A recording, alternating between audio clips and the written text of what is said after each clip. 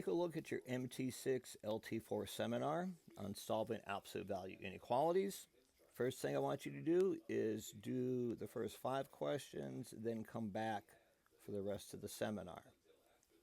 We are going to be solving absolute value inequalities in this lesson. And notice we treat less than and greater than differently. Less than means it's between. So a good mnemonic device to remember, it's less than. And with greater, there's an or, so greater. That's how we're going to do it. Now, if we take a look at example 1 here, here's what we're going to do. We're going to write our inequality.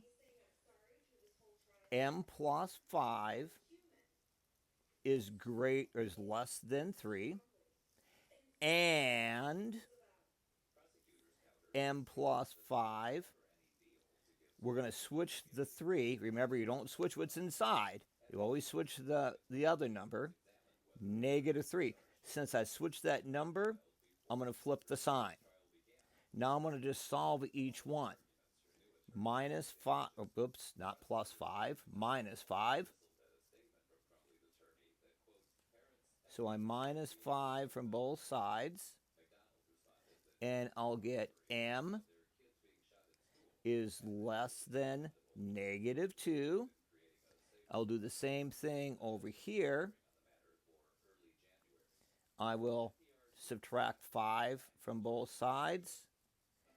M is greater than negative 8. There's an and between them, so when I graph them, I have to have 2 numbers on my number line, put them in order, negative 8, negative 2. Less than negative 2,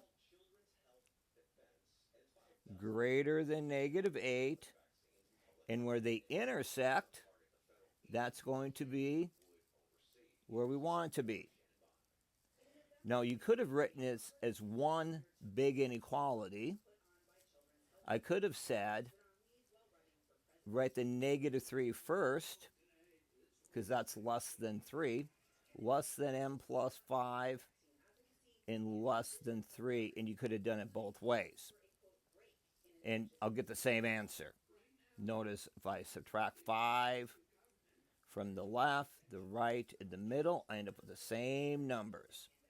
So I'll get negative 8 is less than M, which is less than 3. To me, that makes a lot more sense when we graph it, because it's just between negative 8, and negative 2. Copy that instead of subtracting. Sorry about that. Now, if we take a look at example 2, it seems like we would do the same thing, but remember, absolute value has to be positive. Can a positive number be less than negative 5?